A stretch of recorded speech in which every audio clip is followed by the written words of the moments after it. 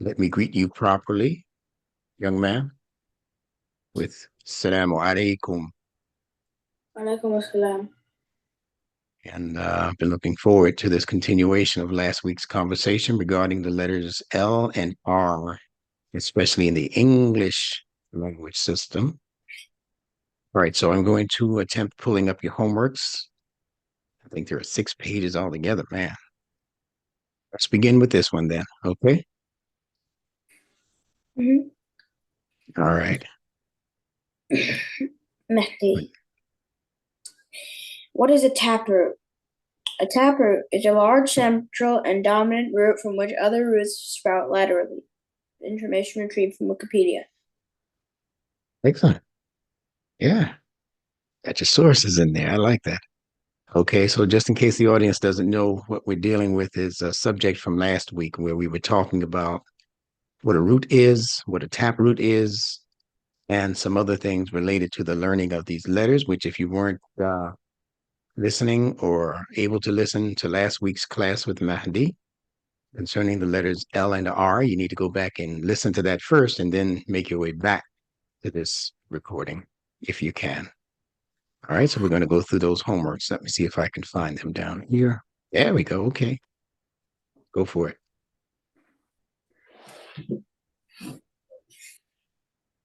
Did that come Uh, up? Did a different one come up for you? no. Name Okay. four.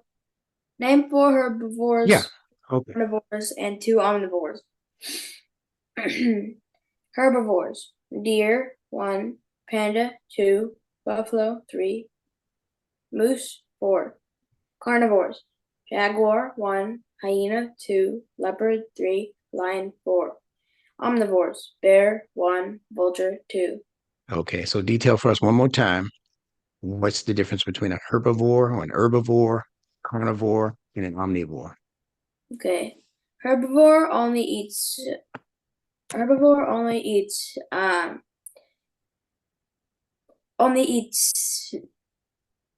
vegetables and grass and stuff like that. Carnivores only eat meat, protein. Omnivores only eat, well, no, they don't only eat. They eat both. They eat both meat and vegetables. Yes, yes, yes. Okay. So now how do we know that based on the names of each one of them? What's the hint or the clue in the names themselves? Huh? How do we know that a herbivore only eats vegetation and fruits? What is Herb. it in the name? There you go. Spell it in case people didn't hear you. Herb. Very Herb. good. All right. What about the next one? Carnivore. What does that prefix mean? Carnivorous. Mm-hmm. It's still C-A-R. in the word. Yeah. Carn. Mm-hmm. So what smaller word is carnivorous from? Carnivore. There's a smaller word still. I don't know if you're familiar with it. Yeah. No. The smaller word is carnal. Carnal. Carnal. Have you ever heard that word? No. Okay. Carnal means anything related to the flesh. So because those are flesh eaters, they're called carnivores. Okay. When they talk about your carnal appetites, they're talking about your appetites for material things, for fleshly things. All right. That's carnal. So it begins with carnal, then it goes to carnivore, then it goes to carnivorous. Now, what's the hint in the prefix for omnivore? That it means both or all of the above. Omni. Exactly. You got it. All right, let's move on. Did your page change? Yeah. You said yes or no? Yes. Okay, great. Go right ahead. What does a reed plant do and how does it grow? Reed is a common name for several tall grass-like plants of wetlands. The common reed grows by sending out rhizomes, long root runners that are widely spread out underground, ranging from 17 to 34 feet. From the plant, these runners These runners sprout frequently, producing large colonies of reeds. Information retrieved from Wikipedia and Great. sageadvices.com. That's great. Yeah. And I was connecting this word read, spelled R-E-E-D, to the other word that sounds exactly like it, R-E-A-D. And although the average person won't be able to compare the two in a way which allows them to see that they have something in common, nevertheless, they have something in common. But that's for a later class because it's more sophisticated as an understanding. But when you understand what a reed plant is, you'll understand how reading takes place in the intellect, is the point. And the very fact that lots of water is needed, or lots of water is used, and the very fact that these plants are sending out root runners and they're spread out underground, right?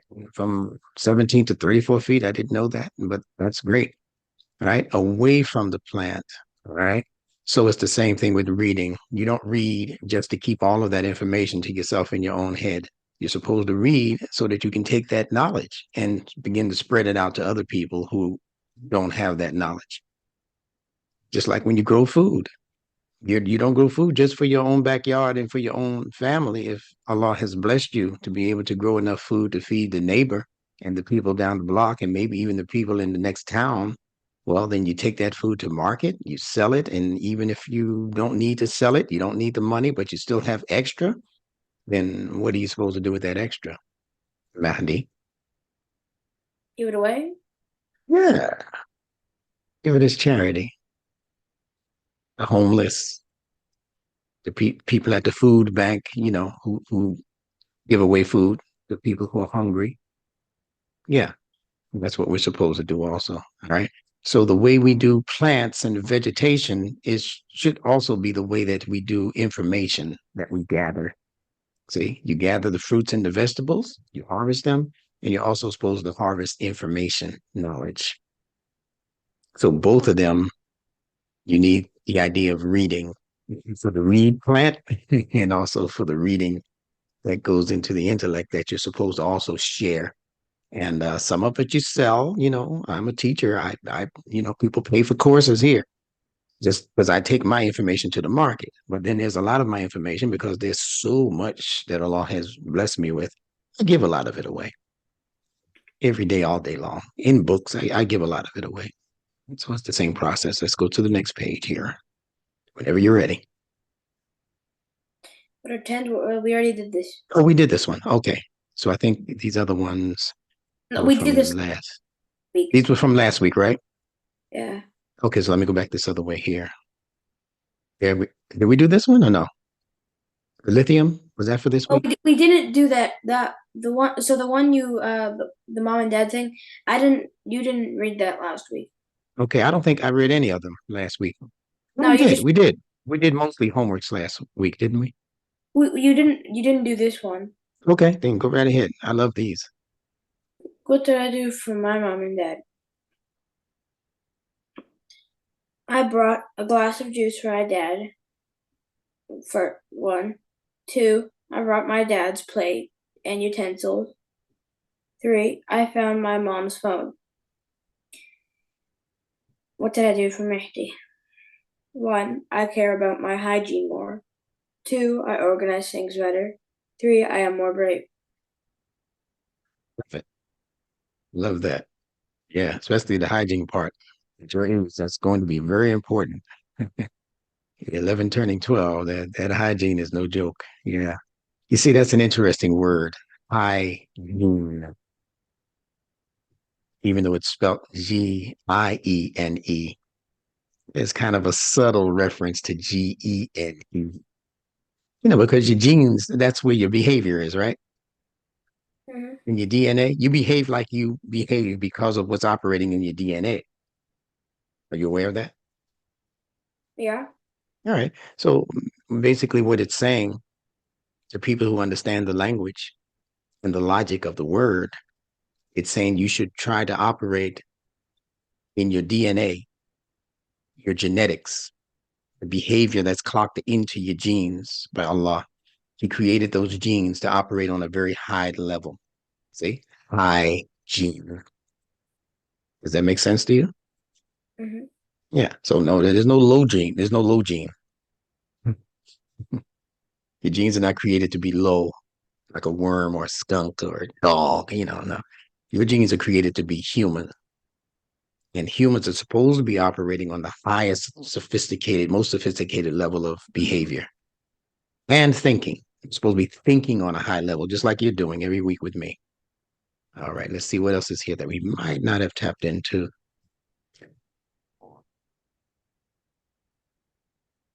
Did we do this one? I don't think so.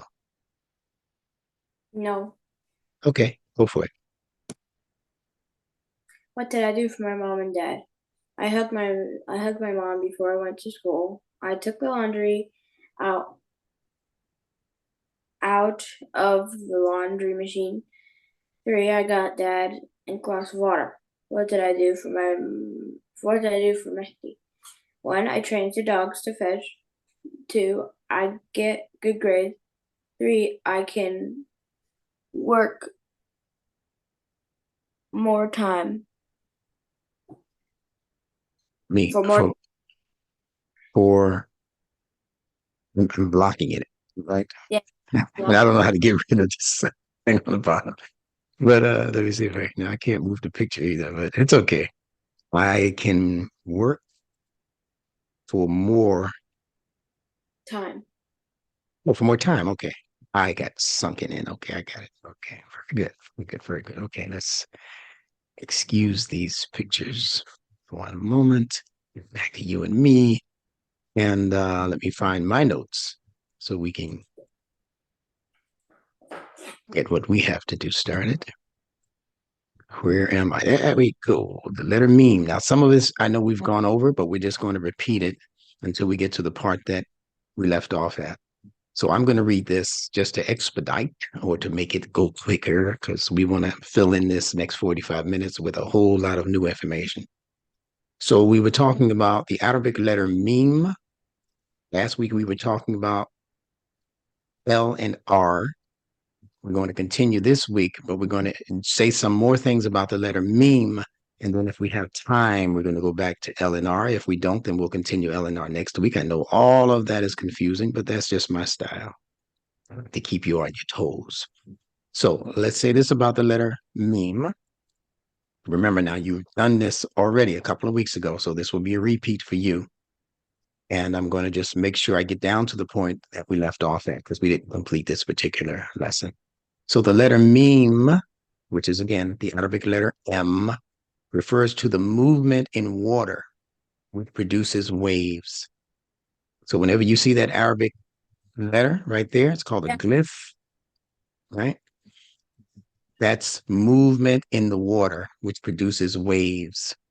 And the Arabic word for water is ma. So even the English word mom is related to the Arabic letter meme. You can hear very clearly mom, meme. So if mom is related to meme, then it means that mom should be operating somehow in the same way that water operates. So let's see if we can clear up some of the confusion behind what I just said. Mom and meme, in Arabic we'd say same thing. They should all be related in terms of what they do. Let's see. This is your wave. How about that? Now look at the letter meme over here on the left, and then look at the wave, and you can see clearly that it's very, very possible that they got that letter and its shape from the fitra or the nature-based activity in the wave in the ocean. All right. Then we went on to say that in the body, meme refers to the movement of foods in the stomach after being ingested.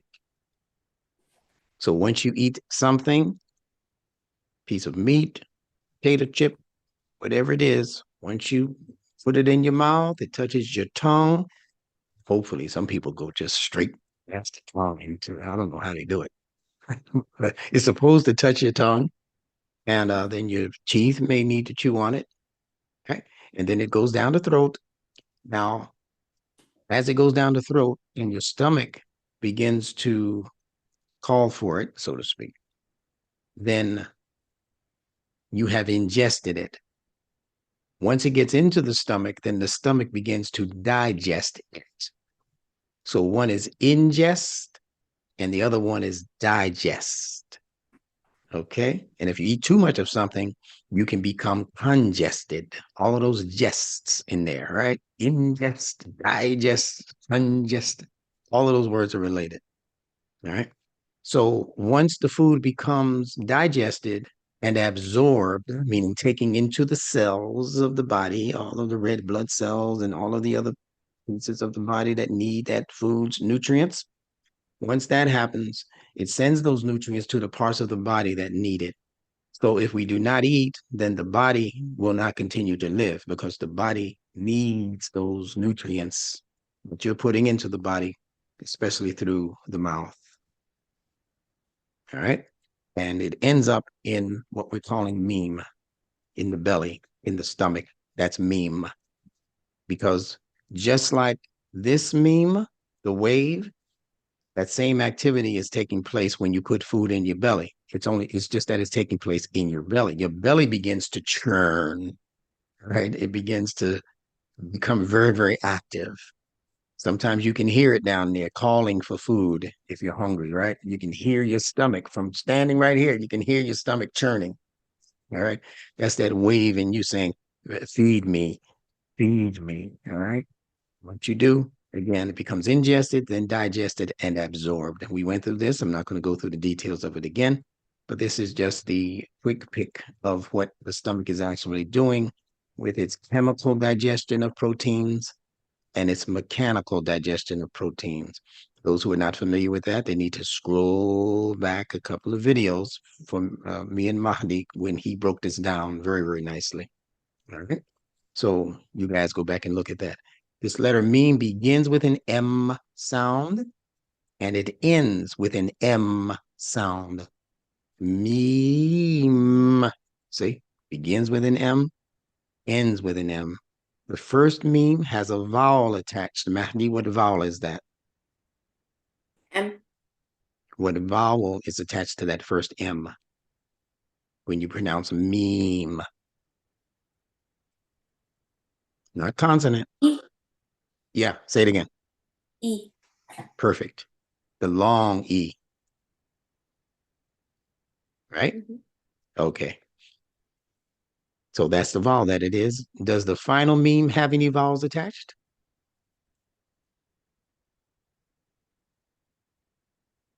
Yes. What's the vowel? E. Where is E. it attached? Where is it attached after that last M? You're telling me it's to be pronounced me, me? Oh, okay, no. Okay. So go back, change what you said. Let me ask the question again. I'm rewinding the film. All right, we're going to reshoot that scene. Okay, Mahdi, does the final Meem have a vowel attached? No. Okay. Does the first Meem have a vowel attached? Yeah. And what vowel is that again? E. Okay. Is it a long E? Yes. Then I want you to pronounce the long E. Now, what vowel is attached to that first M again? E. Make it long, man. E. There you go. That second E felt lonely. He wanted to be included. All right. All right, let's go. The first Meem is open, as we said, while the second Meem is closed. In the Fitrah, called Mother Nature, there are two kinds of water. Do you remember us talking about this? Mm-hmm. Okay. Oh, The no, we didn't first, talk. huh? We didn't do this. Yeah, I don't think we got this far. Okay, so then I'm going to let you read from this point. The first meme is open while the second meme is closed. In Fitra, Mother Nature, there are two kinds of water. The first is readily available here on Earth. Such as, What kind of waters are available here on Earth? Read. Oceans, rivers, lakes, streams, ponds, etc. are all available to any one of us on Earth. Very good. Very good. Anybody can go to the seashore or to the front of the lake or whatever, and with their little jug or bucket or whatever, and they can access that water. Nothing special to be able to do that. That's the first one. Now let's read about the second source of water. Well, a second is inaccessible and cannot express itself unless Allah allows it. Rain is a symbol of revealed knowledge that the Quran is revealed knowledge. Very good. All right. So just like there are two memes in the word meme, and just like the first meme is open, the first kind of water is open, but that's the water that's here on earth, lakes and rivers and streams and oceans and seas and all that. That's accessible, just like that first meme is letting you access it by giving it a vowel, meme. But the second one is closed, just like the skies are closed until Allah says, open, express yourself, right? So Allah has complete control over all waters, whether they're on earth, whether they're in the skies, in the clouds. Allah has control over them, but Allah gives us access to the earth here on earth because we need that every day. We don't need the rain every day, but we need the rain to replenish the water that we're using up every day. So these two waters, they're in a cycle of water, a water cycle, which we'll read about in just a moment, and they assist each other. So we said that the second water that you cannot have access to unless Allah allows it to rain, that's symbolic of what is called revealed knowledge. So when you hear us talk about the Quran, or when you hear the Christians talk about the Bible, or the Jewish people talk about the Torah, or you have the Hindu people, they have a scripture that they follow, and others and they say God revealed it to them, that God sent it to them, or God inspired it in them, or whatever. We're not here to argue any of that. We're only here to say that these are bodies of knowledge that people see as being revealed from on high, like people see the rain as coming from on high. All right. And they treat that knowledge different than they treat the knowledge that they find down here of zoology and, whatever it is they find down here. All of the sciences are found down here, most of them. But whatever they need to know from up there, it's still kind of vague because we still don't know everything that's out there. So a meteor might come and hit the earth or pass by the earth or whatever and go, whoa, where did that come from? We still don't know because what's above us is still kind of spooky almost. Black space. I don't know if you hear about all that, dark matter space. And they say 95% of the universe is still unknown. You ever hear that in school, or are they teaching you that yet? We haven't taught us that yet. Okay. They will. One day soon, trust me, they'll teach you that. 95%. Wow. That's amazing to me. Let's keep going.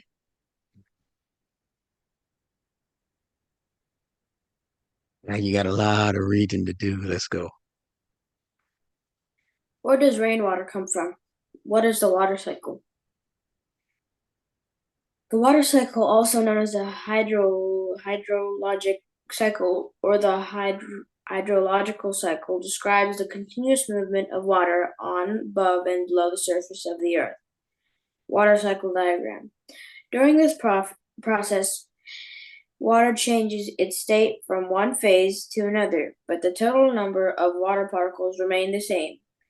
In other words, if it were possible to collect a boil Collect 100 and boil.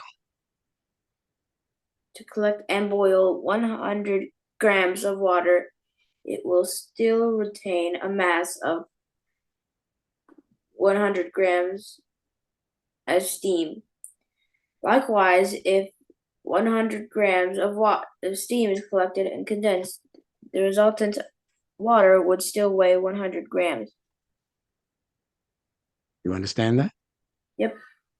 Explain it. So no matter how what you do to the water, it will stay exactly the same. Boil it, freeze it, something like that. It will always have the same amount of water as it had in the beginning. That's fantastic. You mean to tell me that if I weigh a cup of water, that I can freeze that water in my freezer, and it's going to have even though the ice is a heavy molecule, right? It's going to stay the same weight as when it was liquid. Yes. Okay. All right. I'll follow you on that. But now let me ask you another question. You mean to tell me that if I take that cup of water and I boil it and it becomes steam, that if I collected all the steam together, if I could, that's and weighed it, it's going to have the same exact weight as when it was liquid in the cup or ice in the freezer? Yes. You're a smart young man. That's exactly what they're saying. That's a phenomenal thing that Allah has done. Okay. All right. Now we're going to look at the water cycle. This used to be my favorite subject in junior high school. Go for it. Precipitation. Oh wait. Hmm. Evaporation, condensation, precipitation, collection.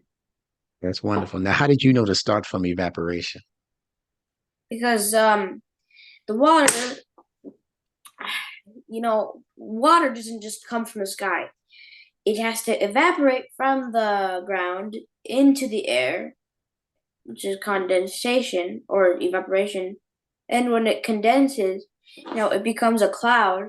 And when it gains a lot more air, it goes to precipitation. Then the precipitation, the water comes down into nature, and the ponds and stuff, and that's collection. So, you mean to tell me that water and rain begins on Earth? Yes. That's interesting. Most people would say water begins as rain from up there, from the clouds. You're telling me that those clouds can't happen unless something happens to water on Earth. Am Yep. I hearing you correctly? Mm-hmm. Okay. So now I'm going to ask you a difficult philosophical and ideological question. You ready for it? Mm-hmm. Listen carefully. If water above is compared to revelation, now we're going to what the Quran says. The Quran calls that water revealed. It's in the word called nazala, that Allah revealed rain, because Allah is comparing it with the rain of revelation, scripture. Quran, we talked about it earlier, right? The Bible, whatever people see is coming from on high. So, how do you explain that the first collection of water had to happen on earth before it would become evaporated and then condensed and then form a precipitation and then a collection, and then that collection goes back into evaporation? What does that say about scripture? What does that say about revealed knowledge? Did it begin So, up there or did it no, begin down here? again down here, it could. So the evaporation is when something evaporates. You see vapor in that word? Look for Mhm. smaller words and bigger words every time you look at words.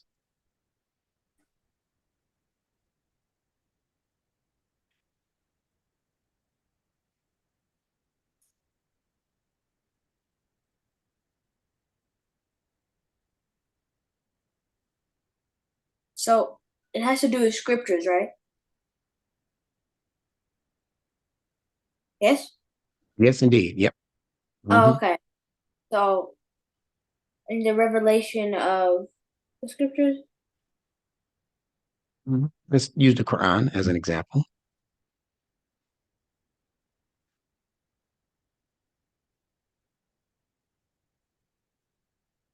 would it be like something like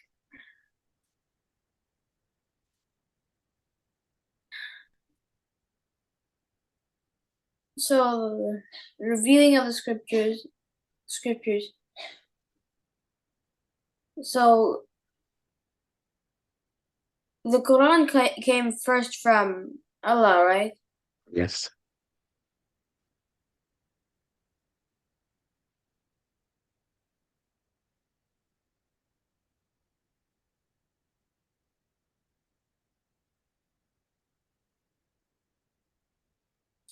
Would it have to do with something like the knowledge here on earth?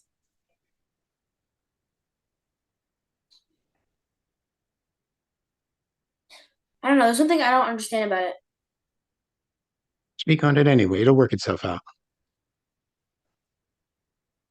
Something maybe like the earth, so the people of the earth or something had was was doing too much wrong, and prophet somebody the, the evaporation would be like the wrongdoing coming up into the sky, and then the condensation would be Allah, making the Quran, and then once everything need to happen,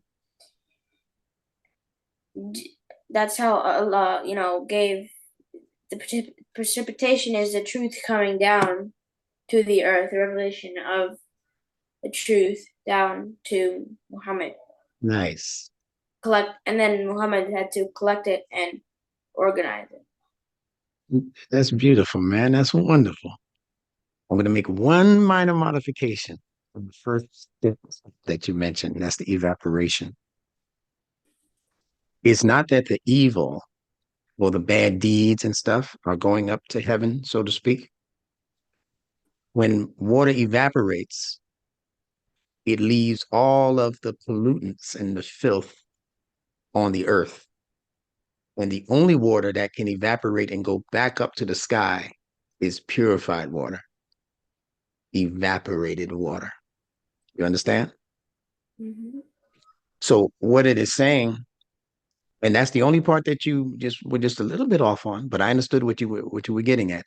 It's just that it's another way of saying that Allah doesn't accept wrongdoing into his kingdom, if you will. Allah doesn't accept wrongdoing. He doesn't give excuses for wrongdoing. He doesn't legitimize, he doesn't make wrongdoing legitimate, because somebody treated your daddy wrong. Now, you have a right to just go and kill their whole family, that kind of thing. Allah doesn't do that. He doesn't give us permission for that. So when the human being is being appealed to, the first appeal is going to be to what's happening with you on earth. That's where the evaporation has to take place. You have to first separate yourself from all of the things that you know in your own conscience and in your own heart are wrong. So those are the first people who are qualifying themselves for that great gift called Allah's revelation. They don't have the revelation yet. They have to first purify themselves. They have to become vaporized, or they have to become evaporated and leave all of the filthy stuff, the bad language, the bad behavior, the lies, the mistrust, the bad treatment of people, the disrespect for their parents, and they got to leave all of that behind. Then Allah says, hey, there's some people down there that are trying to purify themselves. See, that's how Muhammad the Prophet was found amongst the people called the Hunifa. Can you say that? Hunifa. 25. Yeah, from the word Hanif or Hanif. All right. And that means people who are leaning towards righteousness, even though they didn't have a scripture. in their nature, in their fitra, in their nature, they knew that it was better and it felt better and it looked better, to be good, to be not bad. They just knew in their hearts when they did good things, they felt good. And when they did sneaky, conniving things, they felt like, I don't want nobody to see this. Right. So those were the first people to leave behind the bad stuff. And because they, on their own, on earth, chose to leave behind the bad stuff, then Allah chose them and said, okay, I'm going to draw those souls closer to me. See? And that's where the rest of this process comes in. The drawing up of that human soul closer to Allah, meaning Allah was preparing prophets and us, regular humans. He prepares you for better understanding of his revelation, or he prepares you even to receive his revelation. He qualifies men and women, boys and girls, even. He qualifies us to appreciate what he's about to give us from on high that we didn't have access to. Okay, I know that's a long way of explaining something, but if people rewind the video and take notes and ask questions, they'll get it. So it begins with evaporation. So what does condensation mean? What's going on there with the condensation? To condense something, what does that mean?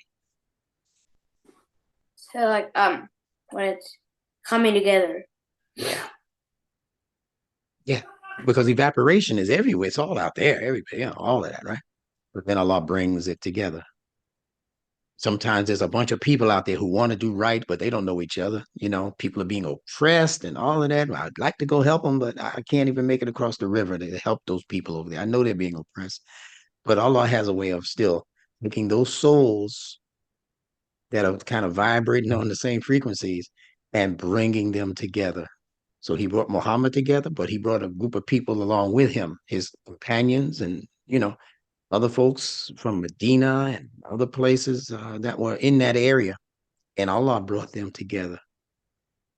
So that was a kind of condensation. You see what we're doing right here? Have I ever met you in person? No. You have to say it so people can hear you in case they're just listening and not No. looking. No, I've never met you. I've never met your dad, but look at what we've done. We still come together. This is a condensation. See, you wanted to learn this where you are. I wanted to teach this where I am, and Allah, He's bringing together from that evaporation, those vapors just floating around. Allah said, "I'm going to bring together a condensing." So He's condensing us right now. So what do you think the next step is for what we're doing? Precipitation. Yeah. What do you think that means? Let the truth out. That's right. Disperse it. Let some thunder clouds and some lightning bolts fly, so that the clouds can release that heavy burden of rain. Because the more you learn from Nunetics and from your school and from your mother and father and so forth, the more you learn, Allah always gives you much more than you need as an individual. You okay over there? I'm trying to fix the camera. Okay, take your time. Yeah. You're looking good. You're looking good. Now, right there, right there. If it can stay right there. Yep.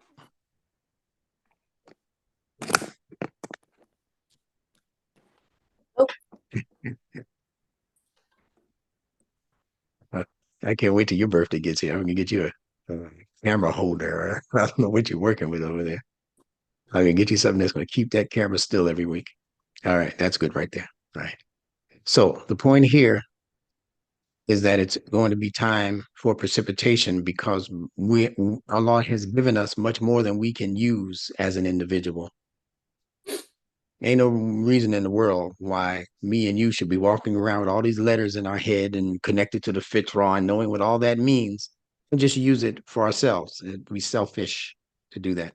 He's giving this to me to give to you, and he's giving it to you to give to other people in whatever way you want to give it to them. Teach it to them or whatever, little lessons or whatever. And when you become a father or whatever, and you want to teach your children, you start teaching them from nature, just like I'm teaching you from nature. That's precipitation. Okay. And what happens after the precipitation? Collection. People need to collect the knowledge. There you go. And what happens among those people who collect the knowledge eventually? They they evaporate. It's the same cycle. Now, can you give me your own version of those four movements in nature? So the evaporation is the people going up. They want to do good and things like that, but they can't. So they move, or Allah moves them to come together. Condensation. Well, wait a minute. What do they have to leave behind in the evaporation process? They're the bad deeds. Yeah, They have to leave back all the bad intentions. beautiful. Keep going. Nice. Then when they come together, they have to collect the knowledge, make it into one. Then, when it's all ready, the precipitation comes. You have to let out all of the knowledge, or at the right time. And when you release that knowledge, here comes the collection process. And that collection process ends, then more people have to do good, and evaporation happens again. The Yeah, cycle. yeah. Now that precipitation comes back down to the earth in many different places on the earth, right? That's how we get all of those kinds of water that we talked about earlier. What did we talk about? What kind of waters are here on earth? Um, Ocean, rivers, ponds, and things like Yeah, that. lakes, right? All of that. And sometimes stuff backs up to become sewage. See, so the water on earth can become very filthy because it's constantly mixing with dirt. You know, water hits the dirt and it can become mud. You don't want all that stuff going up, right? So a lot of that has to stay here on earth because its purpose is better played out down here. Mud, you need that to build bricks and build homes, and so all that's a part of the material world. But what's going up is the water. Now, what did we say in past classes that water also represents symbolically? Ways. Hmm? Not Ways? waste. No, water. Think about what water does. Water in you now, we're talking about. What is it symbolic of in you? Oh, it digestion. Digestion? Yeah, well, you're on the right road. I'm going to refresh your memory though. I told you that water is a symbol of emotions, and water is a symbol of morals, how you decide right and wrong. Okay. Mm-hmm. So even if you don't remember that, it's no problem. We've had over 20 classes. Yeah, I don't expect you to remember everything. That's why I repeat a lot of things. Now, how would water represent emotions in you? Your emotions change. Your emotions are changing. They don't stay the same. They're always moving. It, so sometimes if you put water in a cup or something like that, so let's say the cup was the condition of what's happening, what's around you. And if humans didn't have emotion, well, they would be walking around doing stuff with survivalness and nothing else. No emotion, just walking around. That's But brilliant. if we Yeah, do have emotion, which is the water, when it comes into the cup, it well, if the cup is very merry and beautiful, the water, your emotion, is very happy and nice and delicious, filtered and stuff. oh, great. Some people say that the cup you drink out of give you a certain feeling. Like some people, when they drink out of a certain cup, they when they drink out of a certain cup they like, they feel better when they drink it. Yeah. Now, what else can you do with that water besides drink it? That's internal. What can you do with that water externally?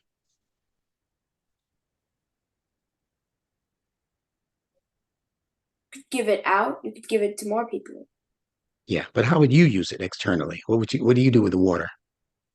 You go to the with washroom. What do you do? with, with water. Oh, Think about the simple stuff. Would you go to the washroom or you use the toilet or whatever, or you go take a oh, okay. shower. So, How are you like using that water? washing hands, Yeah, cleaning you. yeah. The external stuff, right? So the cup of water, that's internal, right? Mhm. And it's washing you inside. And then the external water is keeping you clean on the outside. You see how beautiful that is? Mhm. All right. So again, you got two waters, just like you have two letter M's in meme.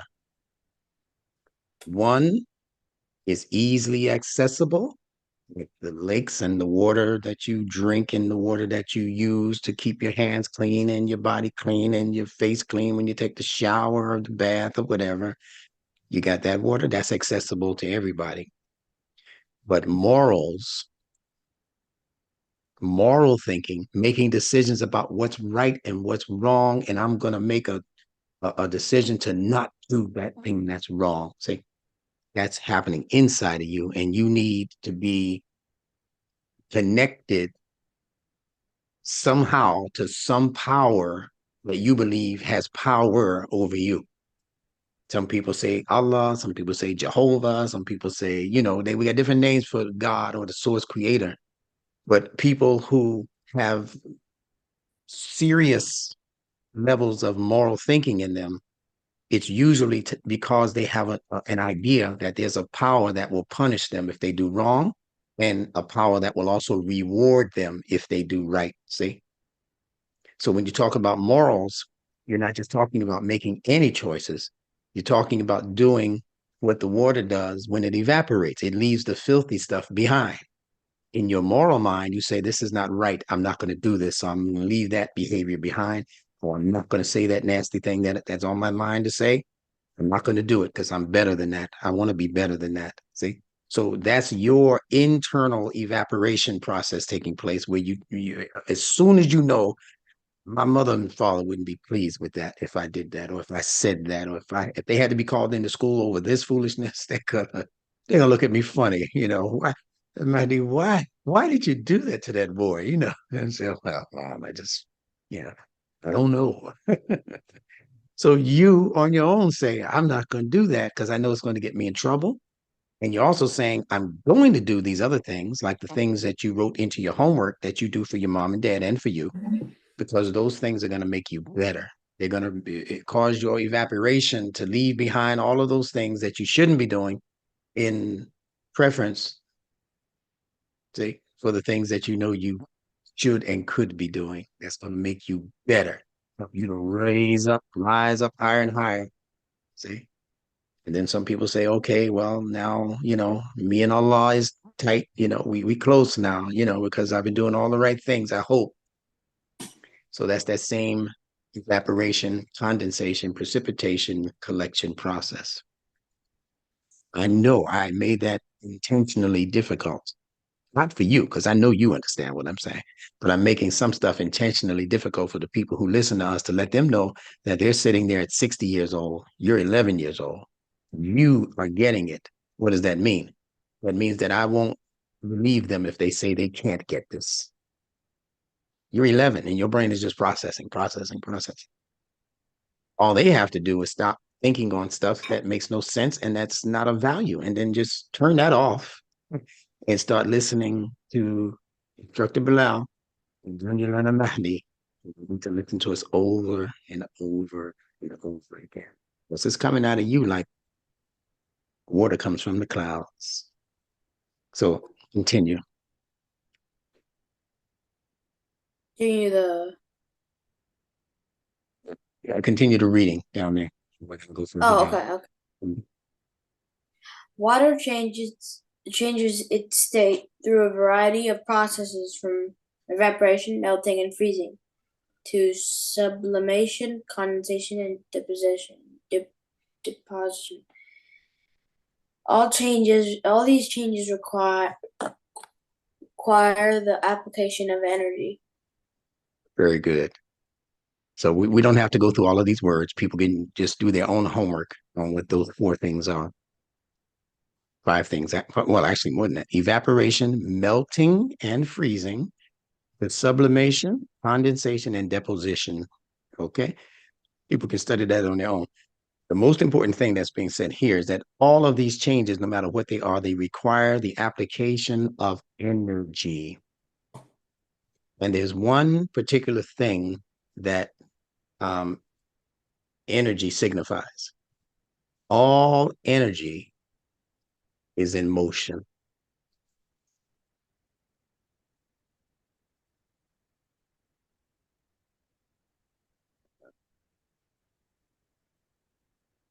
All energy. It wouldn't be energy. It couldn't be energy unless it is in motion. And what's the one thing that typifies water? Movement, motion. When water becomes stagnant, what happens? It comes what? You know what the word stagnant means? Maybe. Okay, I take a think I've guess. heard Yeah, take a guess.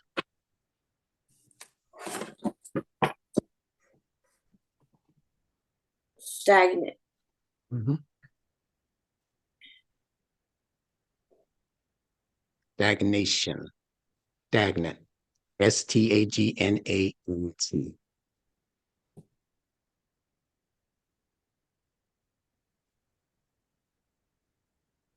I'll make it easy on you. It's the Okay. opposite of movement, motion. Still, Yeah, it's a big fancy word for still. Right? So water in a river, water in an ocean, big body of water, is going to be moving all of the time. Rivers have directions, northernly, southerly, they have directions that they flow. But water on earth that doesn't have any movement, such as, can you name a body of water that doesn't have movement? A lot of movement. um, uh, uh, pond? No. Yeah, that's right. You got it right. A pond. It's not that it won't have any movement, but it won't have enough movement so that if some large, filthy something gets into it, like sludge and garbage, people dump their garbage. If they dump their garbage in that, it doesn't have any way to discharge it, to move it away. So it'll just pile up, right? If it's a pond, man-made pond or natural pond, and you keep putting water, filth in the water, then the water is just going to get more and more and more filthy because it doesn't have any way to move it out. Whereas if you put an empty bottle or something in a river, it ain't gonna be in that same spot when you come back to look for it the next day because the river and its motion would have moved that bottle all the way out until it put it on the shore of some beach even. See, you find it on the shore, but you won't find it necessarily in the middle of the river or in the middle of the ocean because oceans and rivers, those waters are constantly moving. They're energetic. So now what does that say when you relate water again to your emotions and to your morals? Give me the concept of energy in relation to your emotions. You need to keep moving. Tell me what happens if your emotions stand still. Tell me what happens if your moral thinking refuses to move, or if it stands still, what happens to the human? The human becomes closed-minded. They don't want to learn anything. They think everything they know is good enough. Nothing else is needed. And What's the consequence of that? you, well, you miss on opportunities. You get yourself in some danger sometimes. You won't be able to communicate with some people.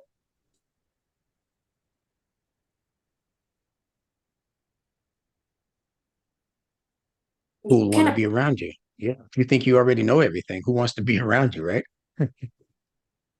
Yeah, they're afraid to come and say anything because you're going to always know better than what they are telling you. You know, I know about that already. You don't have to tell me that. But let me tell you something. You know, they want to be the ones to tell you something. A lot of times what they end up telling you is really filthy. You know, hey, man, let me share this joke I saw. Yeah, did you see the Chris Rock special? Yeah, well, let me tell you what he said. Yeah, they want to share everything filthy with you, but they don't want to come up to you and say, hey, man, I really learned something that made me a better person yesterday. You don't hear people talking like that. They don't want to communicate that. But as soon as they hear something, some criminal did something or somebody got killed somewhere for some dope or selling some whatever, yeah. Hey man, what's happening? Man? Oh, did you hear about Johnny? No, what happened with Johnny? It's always something bad. You hear about Susie's mother? No, what happened to Susie's mother? Oh man, they can't wait to tell you something bad. But Susie's mother's been doing good things for all of last 10 years. She's been helping feed the homeless, and they don't want to tell you about that. See? They wait till something bad happens to Susie's mother, then they think that's the news they should be spreading. And that's what keeps their minds contained, like you were saying. It keeps it to where if even a bowl of glass of water, if you pour a glass of water or you put water in a bowl and you just let it sit there and there are things in the air that are pollutants, you let that sit there for 2 days and 5 days and 7 days, what's going to happen to that bowl of water that can't move? it's When you come that back bowl and of water. look at it, yeah, go ahead. Some of it's gonna get evaporated. Some of Yeah, it can't that's right. stand staying there. Yes. And the part that is still there, what happens because it's in an environment where there's pollutants in the air, and that kind of thing. It gets polluted and it gets dirty. Doesn't Exactly. isn't drinkable anymore. The dust Exactly. comes into Yeah. it.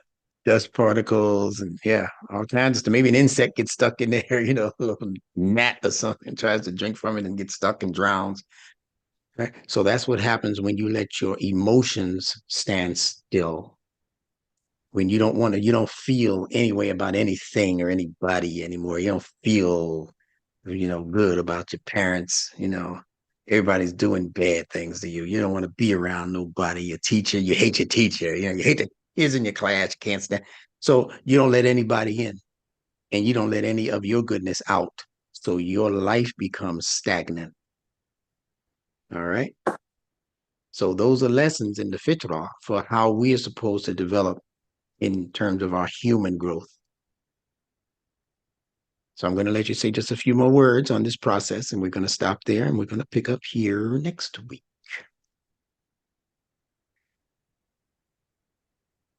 Tell me about the ice part, the freezing part. Tell me how that relates to morals and emotions. So when you And we'll freeze stop up, when you freeze up, when you just stop, everything stops. It's like when you if you go to college or something like that, and you learn halfway, and it's like, ooh, I like this now, but I'm going to stop. I think I know everything that I need to know. So you just freeze up, just stop, just to stop everything. Become block of ice. Block of ice does not, you know, block of ice does not melt unless there is heat.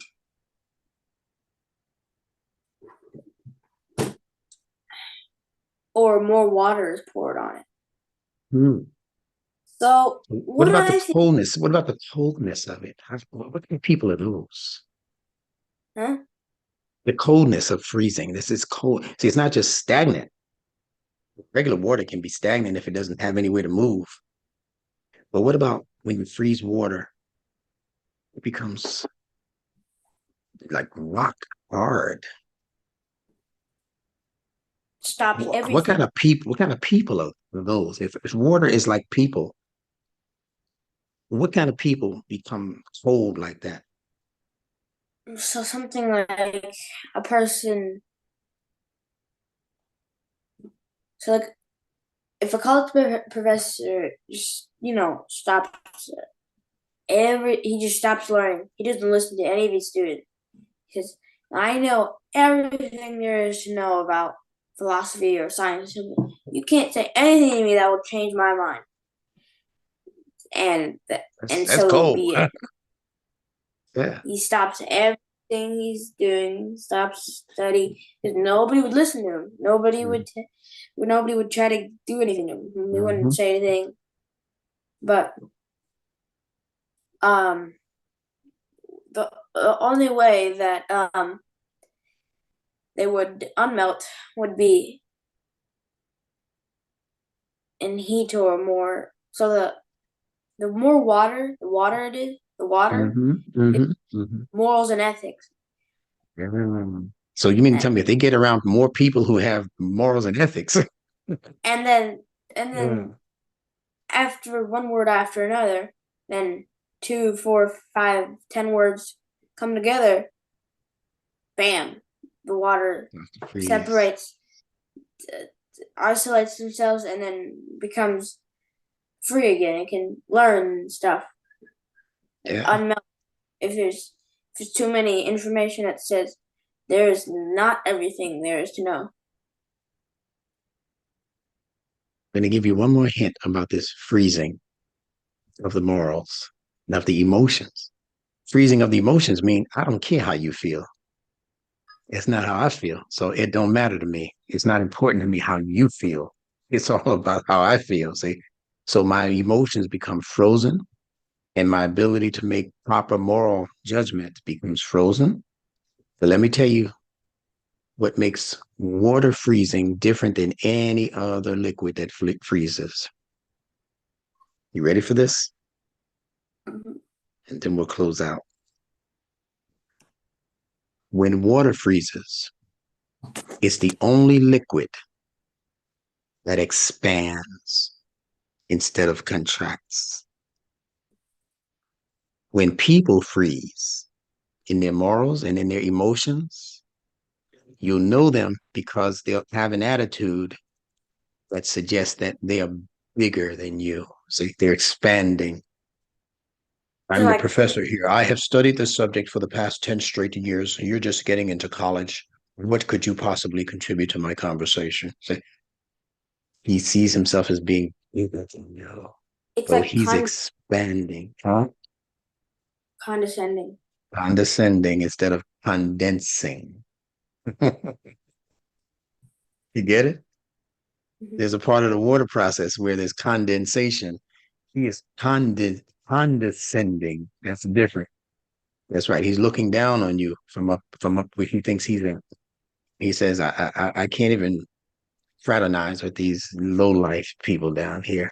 I have a degree. I have money in the bank. I have, you know, snooty friends, who I get with every now and then, and we smoke cigars and drink wine. And I can't, look, I can't take time with that little grade schooler who's, pulling on my little coattail, wanting to know more about this part of the science. I don't have time. See me in school tomorrow. Don't ask me no questions after school. I'm too big for that. He gets swollen in his head. His head gets swollen.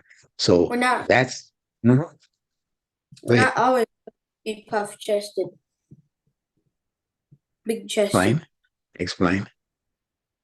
So for the last session, or last two sessions, or I don't know, it was like you're not supposed to stay puff chested. You're not supposed to stay big swollen. That's right. You can stay like that for a little bit because sometimes your emotions, that thing kind of thing happens. It's your emotions. Your emotions do sometimes happen that way. Yes, that's right. A lot of times when their chest expands like that and they get arrogant, we don't necessarily see it. Like every time we see them, they're arrogant. But trust me, when they go home, they can't be like that with their wives and their husbands and their children all the time. So the people who know them, they can't pull that off. See? So they're like that in front of the public, in the public, but they can't be like that all of the time because you can't breathe in and walk around like this all day. Eventually, so when they go home, they go, or when they go home and they don't have a family, they just by themselves. They become depressed sometimes. Not all people now, I'm not talking about, but they become despondent, big word, despondent, despair. Woe is me. I don't know what to do with my life. Nobody likes me. I don't have any friends. But he doesn't realize the reason he doesn't have any friends is because he's arrogant. Nobody wants to be around him. He's too big headed, too big chested, Frozen. frozen. He had a little cartoon movie like that, didn't he? Disney, I think. Frozen. You might not know that. You might remember in Batman, he had a bad guy called Dr. Freeze. He point his freeze gun at you and automatic, all of a sudden, freeze where you are. So we got to be careful of these, I call them schemes, the things that people do and say in media, television and news stories and all of that. We can't pay a whole lot of attention to that because a lot of that news is designed to make us cold hearted towards other human beings. That's what racism is. That's what chauvinism is. It's designed on purpose to make us cold hearted towards other human beings that we should be warm hearted towards because the warmth is going to keep the water from freezing and becoming ice. Make sense? Mm-hmm. All right. So give me some last words. Like goodbye words or what? No, no, no, no. Like your last words of advice or wisdom to the people who listen to us. Say something about morals. We've said a lot already. I like the way you speak on that subject. Ooh, I know. Huh? I know. I Yeah, go just ahead. think of it. That's all right. Ask a lot of send it to you. Scratch your head a little bit.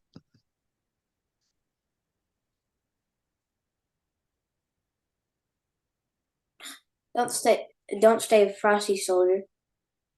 You said, don't, don't stay frosty. All right. That's good enough. That's your contribution. I appreciate you.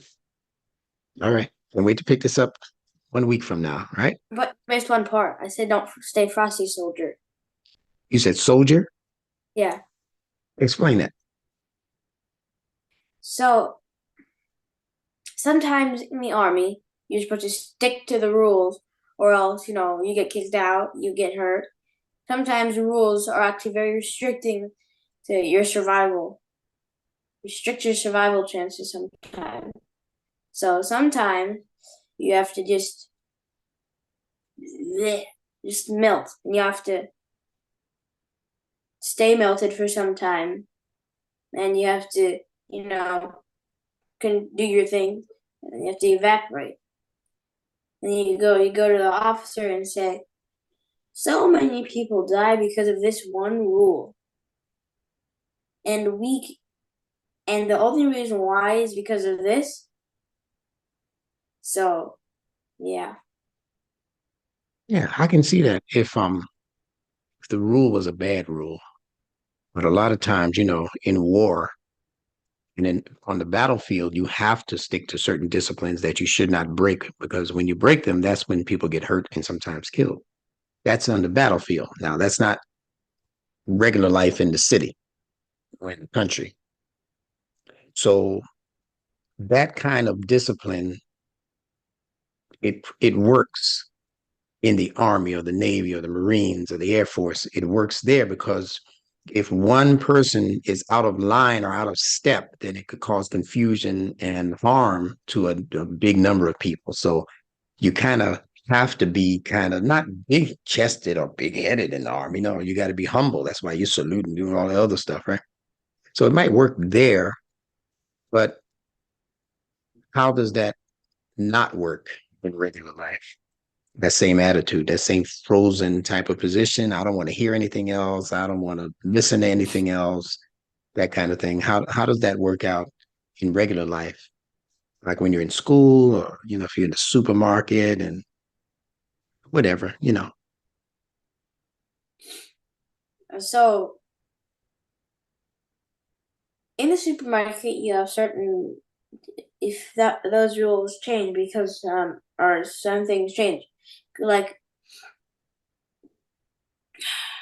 if you're in the supermarket has a strict rule that says no,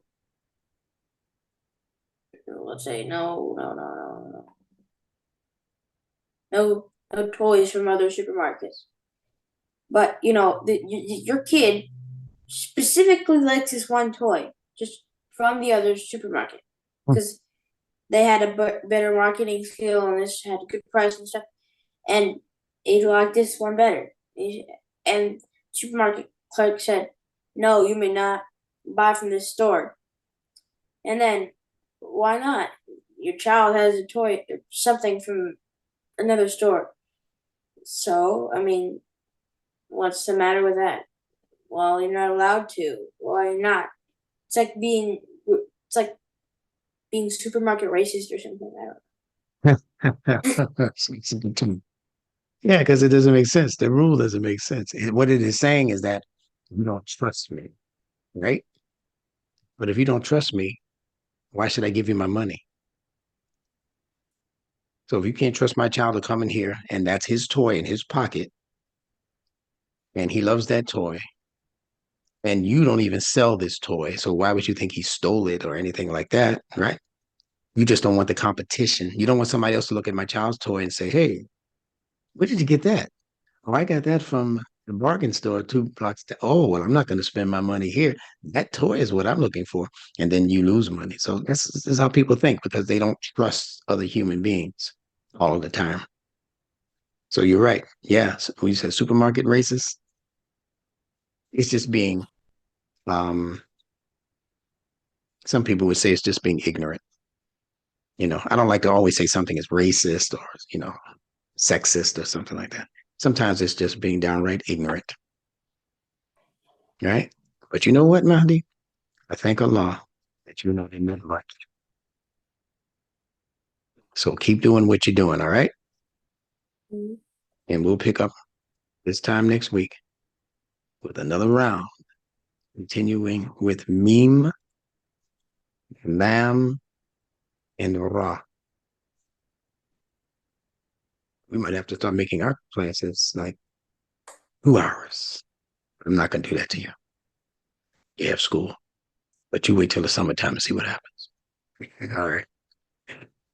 Salaam Alaykum, young man. Alaikum assalam. All right.